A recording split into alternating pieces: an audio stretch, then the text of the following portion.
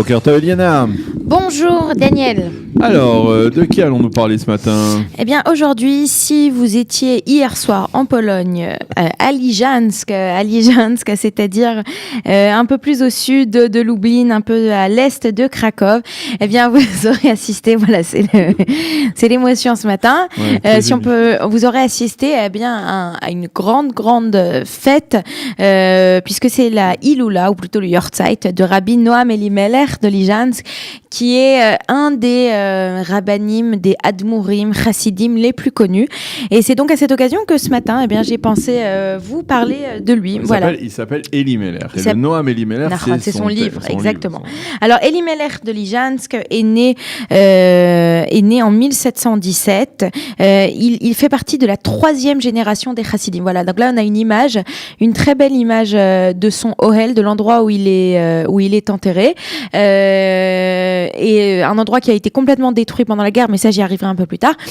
Donc il est né, son père faisait partie déjà d'une cour de chassidim, et il va avoir en fait son grand frère qui va devenir Rabbi Meshulem Zoussia Maniapoli, donc un autre. C'est vraiment le début de la chassidoute, c'est-à-dire si c'est la 3e génération, on a la première génération, c'est le Baal Shem Tov, la 2e génération et la 3e génération, on a Rabbi Elimelech Liżansk. Très rapidement, il est bercé dans l'étude de la Kabbalah, on va dire ça comme ça, et avec son frère, donc Rabbi Zoussia, ensemble tous les deux vont commencer à être de plus en plus connus dans le monde de la chassidoute. Il a été particulièrement connu pour son livre Noam Elimelech, qui est peut-être un des premiers livres de chassidoute qui a été écrit. Jusqu'à ce moment-là, on n'a presque pas d'écrit de chassidoute. Aujourd'hui, on a énormément d'écrits de chassidoute, mais à l'époque, on n'a presque rien. Et c'est un livre qui va paraître après son décès et qui est organisé selon les parachutes de la semaine. Donc chaque paracha en fonction apporte un enseignement. Et ce livre d'ailleurs dans le monde de chassidique est connu pour de nombreuses ségoulas, dont une, Daniel, je vous la raconte, je pense qu'elle pourra vous être utile. À mettre une femme qui accouche, mettre ce livre sous son oreiller, paraît-il que ça lui permettra d'avoir un accouchement facile. Alors comme je sais que il y a de nombreux petits enfants qui attendent pour vous, c'est des petits enfants. Voilà, des petits-enfants, exactement.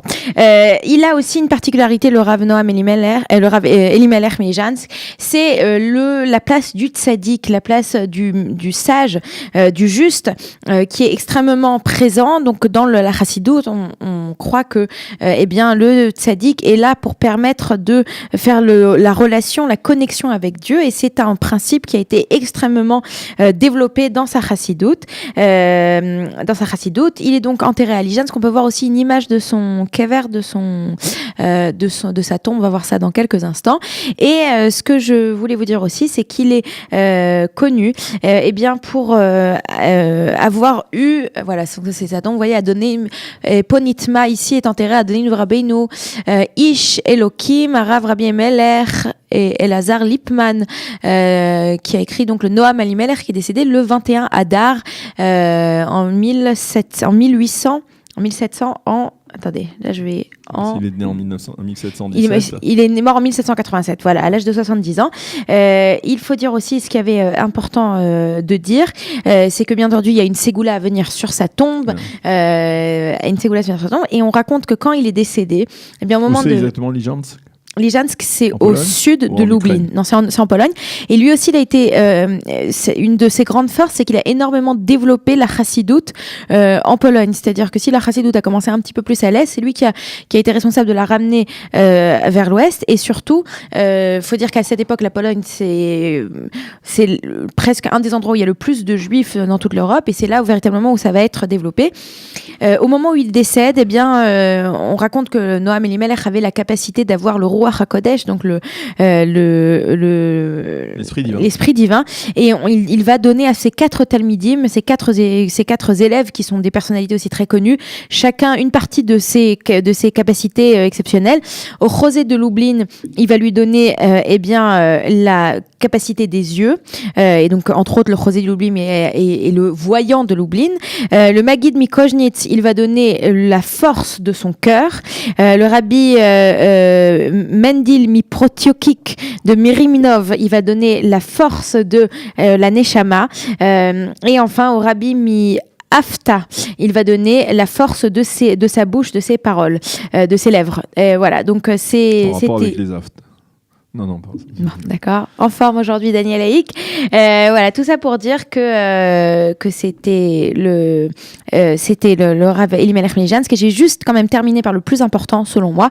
Dans son livre Noam Elimelech, on peut y trouver une prière qu'il avait écrite, qui était une prière qu'il faisait avant la tfila, avant de prier tous les matins, dans lequel il dit Adera beten belibenu shenir ekol echad malat travereinu velo chesronam, ce qui veut dire Aderaba, et si seulement donne dans notre cœur que nous voyons chacun des personnes qui... Une chanson très connue. Voilà, une chanson très connue, que nous voyons chacun autour de nous avec ses qualités et non pas ses défauts. Exactement